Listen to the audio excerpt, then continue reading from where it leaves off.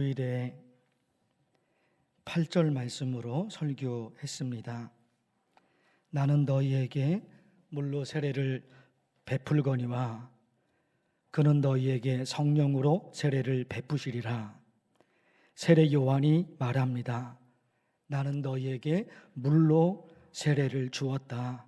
그러나 내 뒤에 오시는 메시아 예수 그리스도께서는 너희에게 성령으로 세례를 주실 것이다. 이 8절 말씀에 따라 지난 주일에 성령 세례에 관해서 하나님의 말씀을 전했습니다. 성령 세례에 관한 중요한 말씀이 있었다고 얘기를 했습니다. 성령으로 아니하고는 누구든지 예수를 주시라 할 수 없느니라. 말씀의 의미가 뭐였습니까? 성령의 역사가 아니면 누구도 예수님을 믿을 수 없습니다. 그러니까 내 마음속에 믿음이 생긴 것은 내 힘으로 한 것이 아니라 성령께서 내 마음속에 믿음을 주셨기 때문입니다. 가족의 전도로 예수님을 믿게 되었든지 아니면 성경 공부를 통해서 희미해졌던 내 믿음이 강한 믿음으로 바뀌어 주었던지 이 모든 것을 가능하게 한 것은 내가 아니라 내 속에서 일어난 그 어떤 것이 아니라 내 힘이 아니라 성령께서 내 마음에 믿음을 주셨기 때문입니다. 그런데 지난 주일 설교를 준비하면서 그 전부터 준비가 되겠죠. 준비하면서 자유의지라는 네 글자가 제 머릿속에서 그림자처럼 따라다녔습니다. 왜냐하면 내가 내 힘으로 내 의지로 예수님을 믿은 것이 아니라 성령께서 내 마음에 믿음을 주셔서 내가 예수님을 믿은 것이라면 내 마음속에 있는 자유의지, 이것은 어떻게 되는 것일까? 이런 생각을 그러다 보니까 자유의지 이 네 글자가 머릿속에서 그림자처럼 따라다니는 겁니다. 그래서 오늘 설교 제목을 자유의지 이렇게 정했습니다. 과학자 혹은 심리학자 혹은 철학자, 물리학자, 많은 학식이 있는 학문가들이 이 자유의지를 다룹니다. 인간에게 자유의지가 있는가? 이 주제를 깊이 연구합니다. 전문가들이니까. 인간에게는 자유의지가 있다, 아니다. 인간에게는 자유의지가 없다. 이 두 가지 주장이 팽팽하게 이어지고 있습니다. 신학에서도, 성경을 연구하는 신학에서도 오래전부터 이 두 가지 주제가 팽팽하게 이어져 왔습니다. 화면을 보실 텐데 AD 400년경 어거스틴, 유명한 신학자입니다. 이 어거스틴이 그렇게 얘기를 합니다. 하나님께서 아담에게 자유의지를 주셨는데 아담이 죄를 지어서 자유의지를 잃어버렸다. 하나님이 아담에게 자유의지를 주셨는데 그 아담의 타락으로 인류는 자유의지를 잃어버렸다. 그래서 인간은 자유의지로 구원에 이르지 못하고 오직 은혜로만 구원받는다. 어거스틴 자유의지에 관한 그의 주장입니다. 여기에 반발해서 펠라기우스라는 신학자가 반발합니다. 어거스틴의 주장에 아니다. 원죄는 없다. 모든 인간은 아담이 타락하기 전의 상태로 태어난다. 타락하기 전의 상태로 모든 인간은 태어난다. 그래서 자기 자유의지로 예수님을 믿을 수가 있다.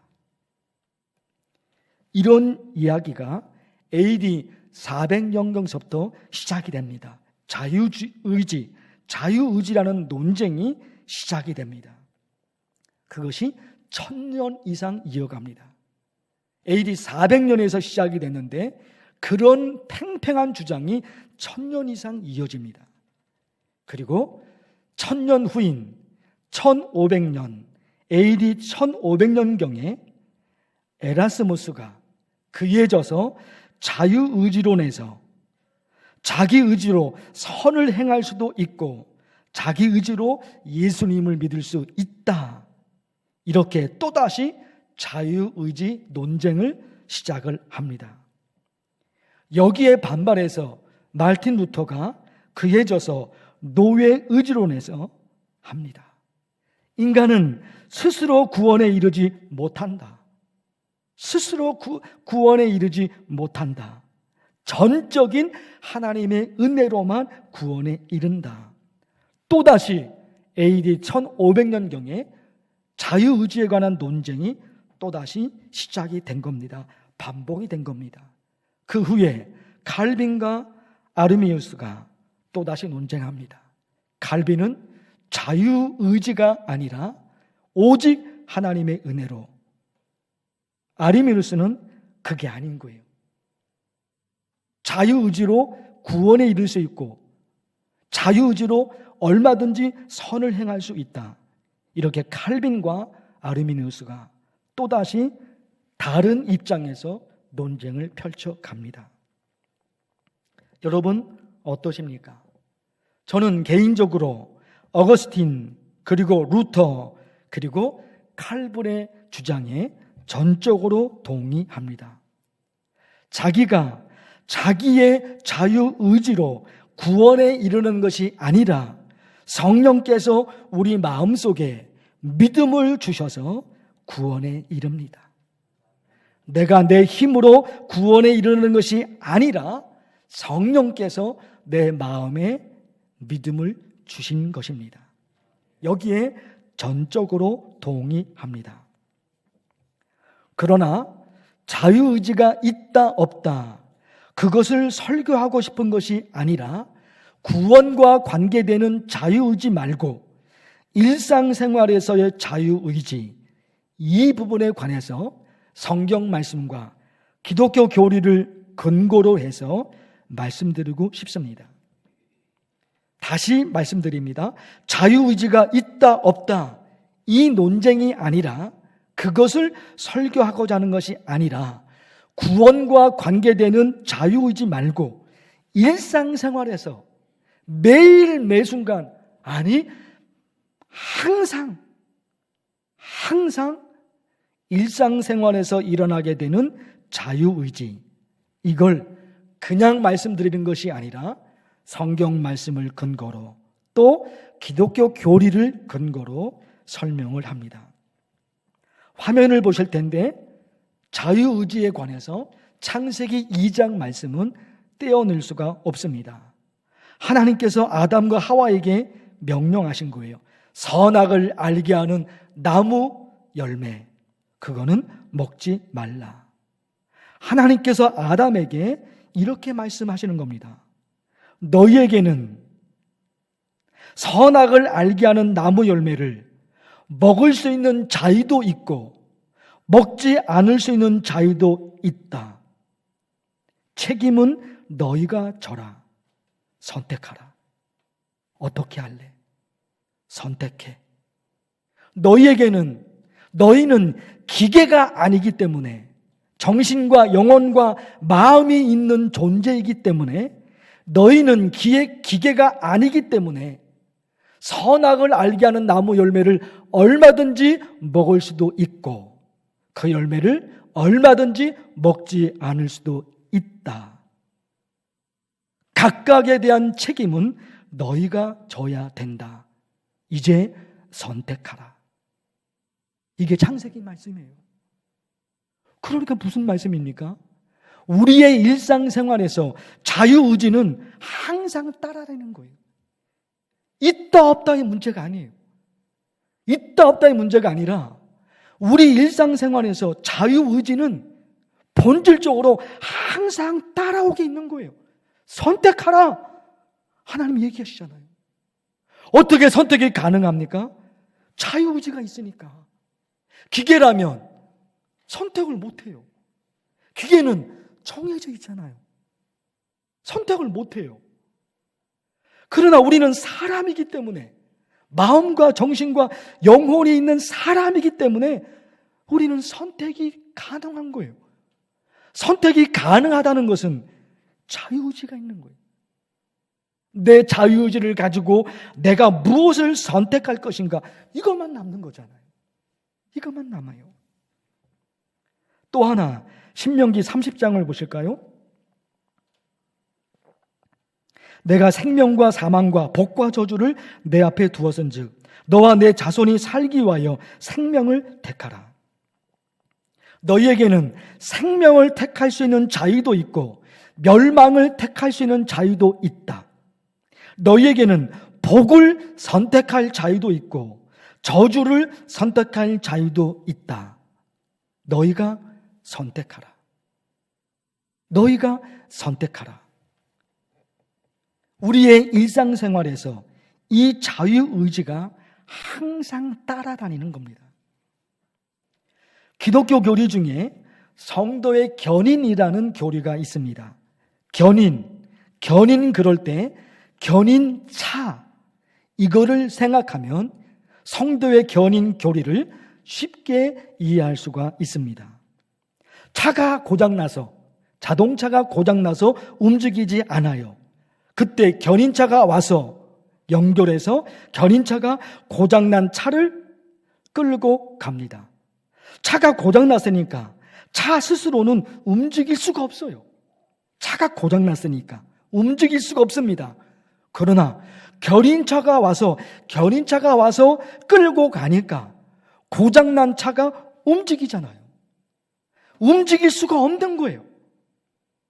그러나 견인차가 온 거예요. 견인차가 와서 끌고 가니까 고장난 차가 움직인다 말입니다. 우리가 하나님이 원하시는 삶을 살아야 되죠. 그런데 우리의 의지가 약해서 생명을 선택하는 것이 아니라 엉뚱한 것을 선택합니다. 잘 몰라서, 어리석어서. 얼마든지 행복으로 가는 길이 있는데, 얼마든지 여기서 벗어날 수 있는 길이 있는데 어리석어서 그리 못 가요. 알기는 아는데 의지가 약해서. 그렇죠. 어떤 때는 알기는 알아요. 그러나 의지가 약해서 그 하나님이 원하시는 삶을 살아내지 못해요. 그때 성령께서 우리에게 강하게 역사하셔서 내가 하나님이 원하시는 삶을 살 수 있도록 성령께서 강하게 나를 이끌어 가십니다. 고장난 차, 고장났으니까 움직이지 못해요. 그러나 견인차가 연결해서 강하게 끌고 가니까 고장난 차 움직입니다. 내 의지가 약해졌어요. 내가 고장나 버렸어요. 그러나 성령께서 내게 은혜를 주셔서 하나님이 원하시는 삶을 살도록 성령께서 나를 이끌어 가십니다. 거기다가 저와 여러분이 예수 그리스도를 믿어 천국에 이르기까지 나를 지키시고 나를 붙드시는 분, 그분이 하나님이십니다. 저 천국에 무사히 들어갈 수 있도록 성령께서 나를 붙드십니다. 그것이 성도의 견인 교리입니다. 자, 그러면 하나님께서 다 알아서 하시니까 내가 할 일은 없는 것인가? 이 질문이 남는 거예요. 성도의 견인, 하나님이 다 알아서 하시니까 내가 할 일은 없는 것인가? 그게 아닌 거예요. 하나님 편에서는 하나님이 나를 붙들어 주십니다. 이리로 가라고. 이리로 가라고. 여기가 생명으로 가는 길이라고. 하나님이 내게 알려주십니다. 나를 붙드십니다. 그리고 이제 내 편에서는 내게 있는 자유의지를 이용하여 내게 있는 자유의지를 작동시켜서 하나님에게서 떨어지지 않도록 발버둥을 치야 되는 겁니다. 이게 남는 거예요. 쉽게 이런 거 있죠? 새벽 기도를 해야지. 하나님이 내게 은혜를 주셔서 그 마음을 주셨어요. 새벽 기도를 해야지.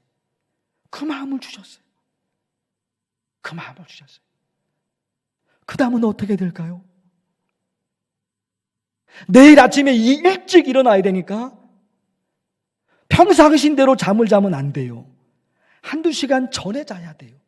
거기다가 알람을 1개, 2개, 3개 알람을 틀어놔야 되는 거예요.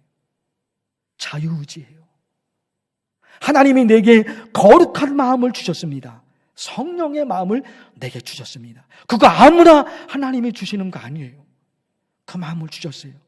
그러면 이제 내 편에서는 내가 내 의지를 가지고 내일 아침에 일찍 일어나서 새벽기도 가려면 오늘 밤에 일찍 자야 돼. 그리고 알람을 평상시에 일어나는 건 관계없죠. 평상시보다도 1시간 아니 2시간 전에 일어나야 돼요. 그러려면은 핸드폰에 그 알람을 1개가 뭐예요? 2개, 3개를 걸어놓고 잠자야 되는 거예요. 그게 내 자유의지인 거예요.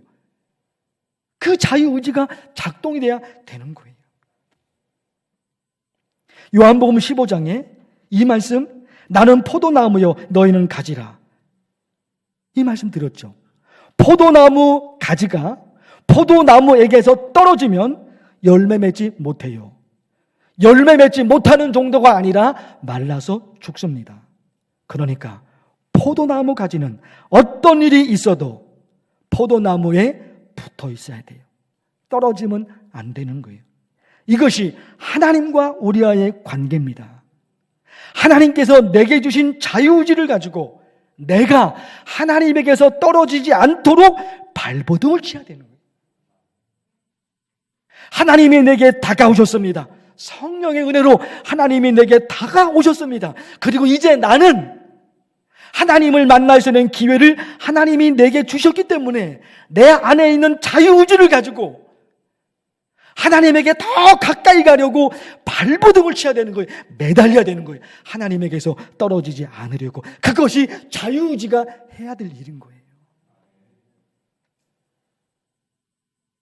씨를 땅에 뿌리면 그 씨가 땅 밑으로는 뿌리를 내리고 땅 위로는 땅을 뚫고 싹이 나옵니다.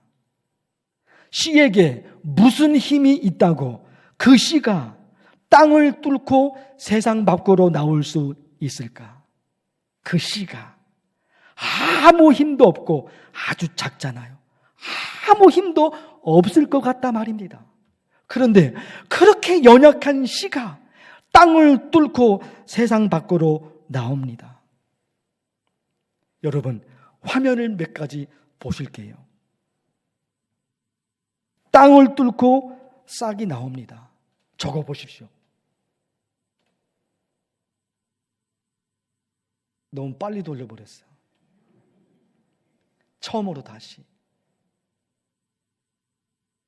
두 번째, 여러분 보세요. 저게 여러분 멀쩡했던 땅입니다. 근데 그 흙덩어리가 부셔지고 올라와요. 왜? 싹이 지금 뚫고 있는 거예요. 그 뿌리에서 싹이 나서 싹이 위로 올라오잖아요. 그 힘에 의해서 저 흙덩이가 갈라지고 흙덩이가 위로 올라와요. 저기에 싹이 있는 거예요. 다음 보십시오. 흙덩이를 밀어낸다니까요. 저 씨가, 저 싹이 흙덩이를 밀어내요. 거기다가 다음 보세요. 돌멩이도 움직여버려요. 다음. 돌멩이도 움직여버려요. 너무너무 신기하지 않습니까? 저 작은 씨가 무슨 힘이 있다고? 뭐가 있다고? 흙덩이도 갈라져요. 돌멩이도 들어버린다니까? 저 씨가. 왜 그럴까요, 여러분? 저 씨 안에 생명이 있기 때문에 그래요. 그 씨 안에 생명의 힘이 있어요.